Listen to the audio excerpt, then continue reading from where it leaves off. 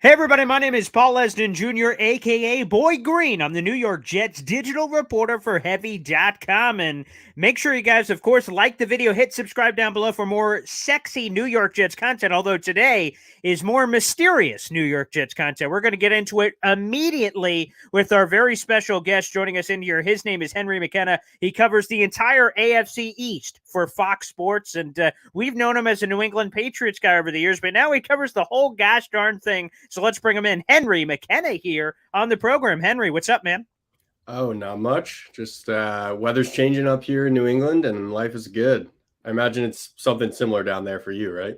Yeah, just about something like that for us in Jets land. Well, let's get right into it. Of course, everybody, make sure you check out the full story down below from Henry on this Quinnen Williams situation. And before we get into the specifics of some of the contract stuff, the stuff that really just kind of was rubbing some people interestingly was Quinnen Williams' update. We're going to go live here on the screen. This is Quinnen Williams' official Instagram account, and you can see it right there on his bio. Defensive tackle for a bunch of dots. Prior to it saying this, it said defensive tackle for the New York Jets. So this caused people to go into a little bit of a tizzy here, Henry, which I'm sure spurred and also got your juices flowing as a reporter to dive more into this story. First off, what do you make of that? Is that a leverage ploy by Quinnen? All these players are doing it these days. You've seen Kyler Murray's and A.J. Brown's people wiping their Instagrams and social medias and doing kinds of crazy stuff. Is this just Quinnen doing another thing to try to say, hey, Jets, where's that money, baby?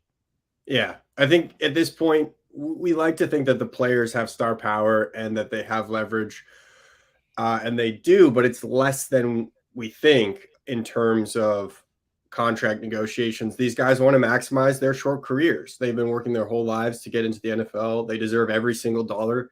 And so a situation like this where, Quinnen Williams probably wants a few million more per year, and the Jets don't want to give it because they're in a tough salary cap situation since acquiring Aaron Rodgers. They're probably trying to be a little conservative. And you've got two parties that aren't really seeing eye to eye in the, let's call it they're probably in the mid phase, maybe even near the end game of the negotiations. So yeah, Williams doing basically everything he can to flex the power that he has, this being, a really public way for him to he didn't actually subtweet them, but he kind of subtweeted them. Right. Yeah. Who would have thought, Henry, that your journalistic antenna would, include interpreting social media vagueness here with this or that? Like, there was Quinnen did something else semi recently where he was wiping a Jets thing off his Instagram. Someone caught flack of it, immediately threw it up. Then he took it down, and that's where it's kind of gone. In 2023, is this where you thought you'd be, Henry, doing this? I don't know. I think it's fun. I think it's just an extension of players. They're so controlled in when they speak to us in locker rooms and press conferences, and they really are filtered by. I mean, the PR teams in the NFL do a great job because they put these filters on the players, but it makes it harder for us to really get to know what they're thinking and what they want to say. So you get an opportunity like social media where Quinnen can kind of air out, the frustrations that he has. He doesn't even have to say anything. He's just deleting stuff. And we still get a sense of what's going on with him, that he's a little bit discontent with the Jets. So, or specifically with the contract situation. Right. So, by all accounts, and again, your full story's down below. I highly recommend people are checking out. Even as this is going on, you can kind of have it along with us as we're walking through this. So, from that very point you just said, because I think it's a very important point to note, sometimes there's just a rub between a player and organization where the bridge is burned.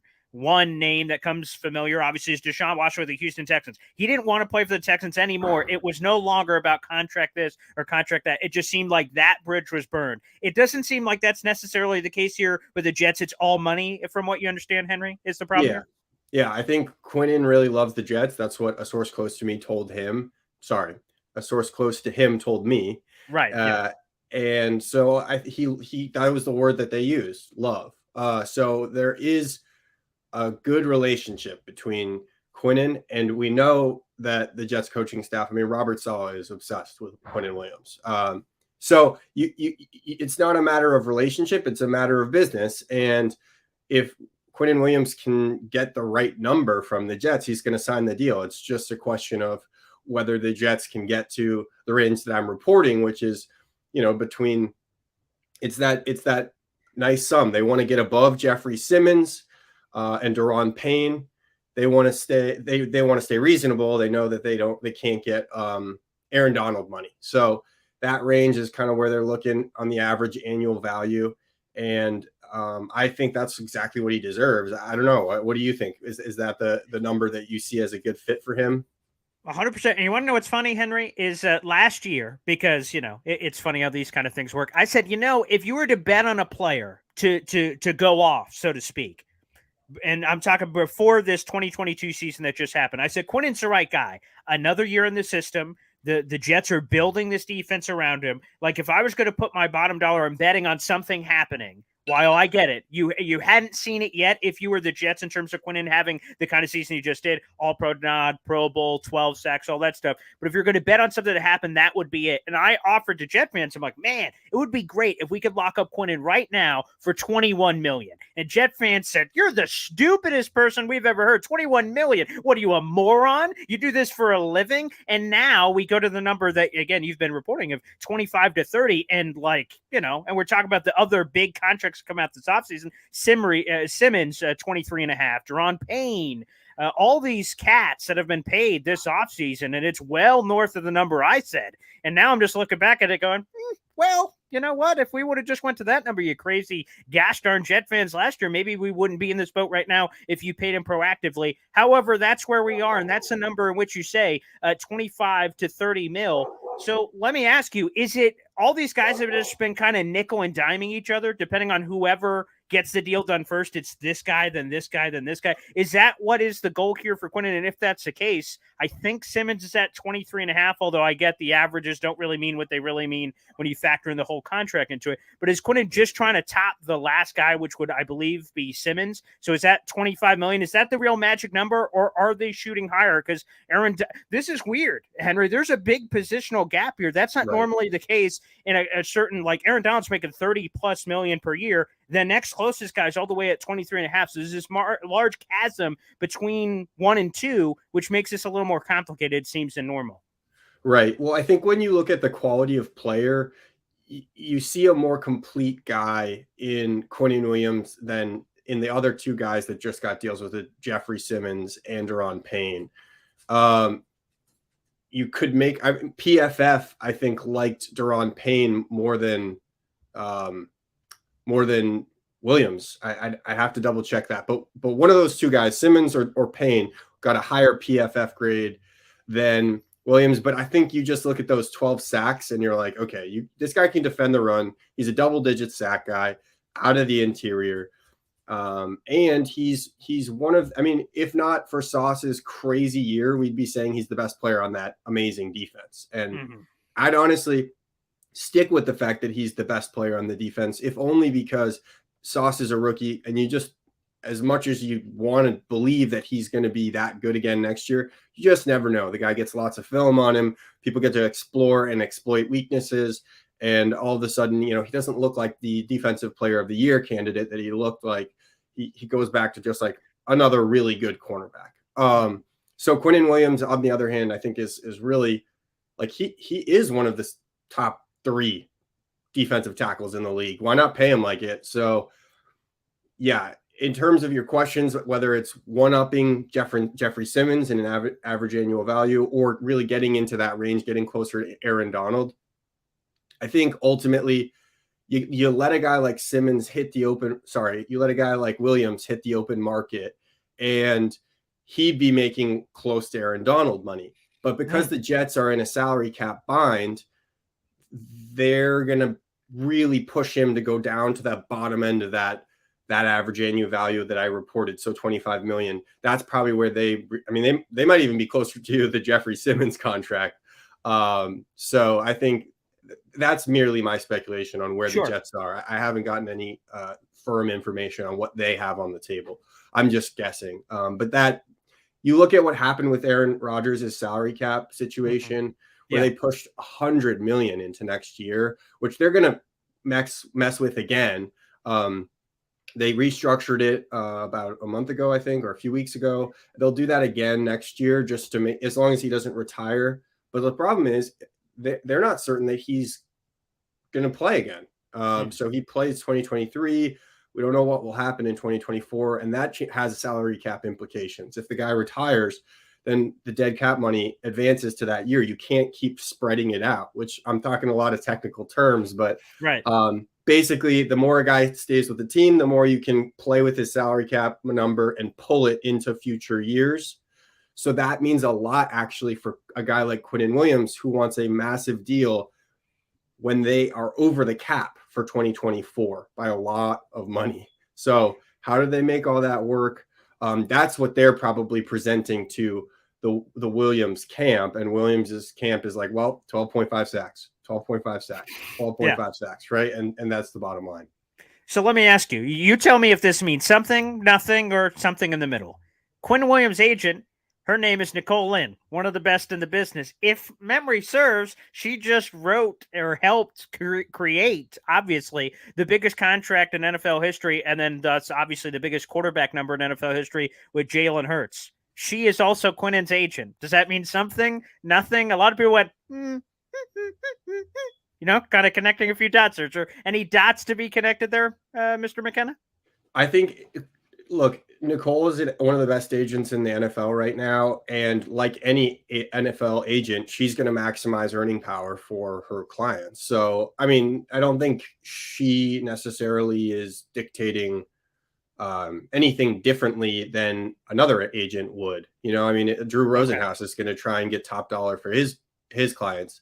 Todd France going to get top dollar for he always does, right? Like that's why these agents are the best. They have the biggest names. We know them by name. I mean, there are very select few agents that fans really know by name. And I think Nicole Lynn is emerging as one of them. And so, yeah, the fact that she could potentially land, one of the biggest deals among defensive tackles, probably will end up being the second biggest, will be a big achievement for her. But I think she's just being a shark in the way that every top agent is. Fair enough. That makes a lot of sense. Again, we're speaking with Henry McKenna here. You can follow him on Twitter at McKenanalysis. Again, you'll see that as well. And he is the AFC East reporter for Fox Sports, joining us here on the show. Again, his full story is down below on the latest scoop with all things Quinnen Williams, both his social media stuff and also the contract asking price, in which we're discussing here. Does this have a chance to drag out a bit here? Because technically, the Jets have a form of leverage. Quinnen Williams is heading into the last year of his deal. It's a fifth-year option. Plus, they have the franchise tag in their back pocket that they can use multiple times. So if they wanted to and wanted to flex on Quinnen, they could force him with team control, whether he plays with the Jets or nobody, for the foreseeable future. Does that enter the equation? Because, of course, that could rub Quinnen the wrong way, of course. So it seems delicate from that standpoint. All within the package they're trying to win now when you acquire a guy like Aaron Rodgers. Yeah. I think sorry, would you mind repeating that question one more time? No. My dog just jumped in the room. No, that's okay. We love the extra stuff in here. That's always great. No, with again, when you consider kind of the whole Quinnen thing, the Jets have the leverage. They have the fifth-year option. They have the franchise tag after that if they wanted to use it. Like, I'm sure Quinnen is aware of it, but the Jets bring that to the table saying, hey, Quinnen, we have an offer here. If you don't want to take it, that's fine. We'll keep rolling this out. So they could, make it to be simple. They could piss off Quinnen Williams, and they're all, when you consider that whole package in the same offseason they've acquired Aaron Rodgers, all the vibes are great on one Jets drive. They want to win right now. So making him angry and having the leverage is one thing, but that could also kind of turn this entire season on its head before we even get there if we get kind of those bad vibes and feelings, I was saying. Yeah, for sure. And I, again, apologize for the dogs. When you're dog sitting, you got double the dog energy. You're a reporter. We understand. Right. Yeah.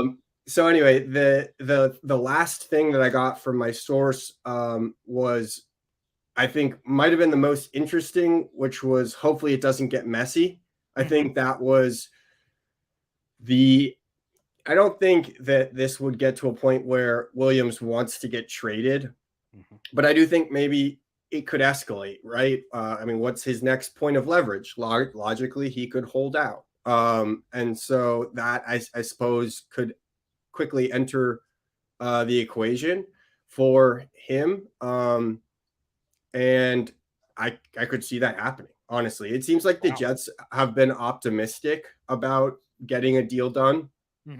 Robert Saleh went on the Rich Eisen show I think Yes. it was May, let's say May 8th, but it was about 10 days ago, a Sure. week ago, and he said that he was optimistic that Joe Douglas was going to get a deal done and soon. So, sometimes they're just blowing smoke and they just want to try and smooth out like a tense situation, but I don't think he'd be saying that if he didn't actually think that negotiations were going to totally sour. So, I think on one side you hear that, and then you kind of hear hopefully it doesn't get messy. On the other side, uh, we'll see what happens. I think there are bigger things that a player can do than wiping his social media. And again, I think a holdout would be probably the next step. Yeah, and so with that being said, as we're doing this show live and recording this, like there's no inclination from Hard Knocks yet that the Jets are getting it, but it seems like a wink, wink. We all think that that's where it's going, and if it does, the last time the Jets were on Hard Knocks, we had a Roscoe Diner Darrell Revis situation, and Oh, yeah. and Wow. spoiler alert, at the end of it, he ended up coming in right before the Jets were set to host the Baltimore Ravens, which I also believe was on Monday Night Football, which is kind of weird how that season started to kick off that year over a decade ago, well over a decade ago. Could we get into those waters, or again, ultimately, do cooler heads prevail? We've got a lot of time between now, here, and May until the season in September. Quinnen's too important to the team, vice versa, and everything gets done. Or could we? Is there a realistic path, a world where we get into those waters and it kind of gets awkward here between the two sides? Yeah, I really think that they can get this done. They value Quinnen Williams. He has proven his value. It's not like he's asking to be paid astronomical numbers when he's not an astronomical player. Like if you're watching this podcast, that he's one of their best players. So I think it's a logical next step. He's asking for money that's within reason. The Jets are a reasonable organization. And so we'll probably see this get done, and we will not see it. Like, I would give it a very optimistic, like 85 to 90% chance that we see an extension happen. And the Jets just have to do some gymnastics in 2024 to make the salary cap work. All right, and last one here, Henry, before we get you out of here. And again, you cover the entire AFC East. You also have a long history with the New England Patriots as well. How important is this for the Jets? And feel free to tell me if this is an overrated thing, because this is something fans bring to the table all the time. And Quinnen, very interestingly brought it up at his final press conference before we kind of broke for the offseason. He said, wow, I noticed that the Jets have not re-signed one of their own first-round picks in 1,000 years. It's not that long, but it's been a considerable amount of time that they haven't. Now, part of that is because the Jets have sucked at drafting, so there's been no one to pay. But also, it's like, is there a message to be sent here to both the Jets locker room and the rest of the NFL that, hey, if a guy comes here, we draft him, maintain him, develop him and everything, that of course we're going to pay him. That's a natural next phase. Because Jet fans seem to think that this is an important milestone from that perspective. Others have kind of rolled their eyes, that it doesn't mean anything. If you're good, you'll get paid, and that's not a narrative that's on any individual NFL organization. Where do you stand in that? Well, so the other organization that I think, let's break it down into a few parts. You said, looking at the history, why haven't they paid anyone? Well, I think that you're spot on. They haven't really paid anyone because they haven't drafted anyone worth paying. So that's sort of the first thing. Now, should the Jets brass be aware of that reputation? Absolutely. They really should be. And so if you're the New England Patriots and you're Bill Belichick in your 20th year, 6th Super Bowl, do you have to worry about whether you're going to offend your rookies and not have the golden carrot out in front of them as an extension? Because that's what he does. He is ruthlessly pragmatic. He doesn't usually pay his first rounders unless they are not only one of the best players at their positions, but also team captains. So they provide every kind of utility to the team. He gets away with it. The Jets are trying to set their roots in this organization. Robert Saleh and Joe Douglas, I think they're trying to still win the locker room, win the owner. They have work to do. I think that there is something to be said for rewarding Quinnen Williams with a big deal to make a statement to these younger draft picks who are very good, that continue to be very good, and you too will get rewarded. I think there is something to be said there for that, for sure. Setting the culture, money talks, for sure. Damn right, Henry. You put the nail on the head on that one, my friend. And as we get you out of here, feel free to let everybody know, Henry, I'm well aware of you, but make sure all the Jet fans are hitting you up and the rest of the AFC East, because I know we get rival fans on the show as well. Where can everyone find you and follow your work and your great stuff, including, like I said, the full article on the Quinnen Williams situation down below in the description? Give us all the deets. Yeah, please. Follow me on Twitter. You can search me Henry McKenna or at McKennalysis, McKennanalyss. You got it. It's close enough. Yeah, right. You'll find me. And then download the Fox Sports app. You can follow me specifically as one of the writers, or you can just follow the Jets and you'll get all of my coverage from now until forever. So yeah, we do an amazing job on Fox Sports. And even if you're a fan of another team, hopefully it's an AFC's team, you can follow that team on the app as well. You'll get notifications if you want them. And if not, the app will always be there for reading. So yeah, give me a follow in every way that you consume media. And I hope so, because Jet fans are a very smart bunch, and they're aware and should be aware and care about what other people in the division are doing. So a lot of great reporters there at Fox Sports doing all this. Henry, I got to thank you so much for joining us on the show for this awesome breaking story, man. Thanks for carving out the time. Thank you, Paul. I appreciate you having me on. Of course. Henry McKenna, guys. Make sure you follow him on Twitter. And thanks, everybody.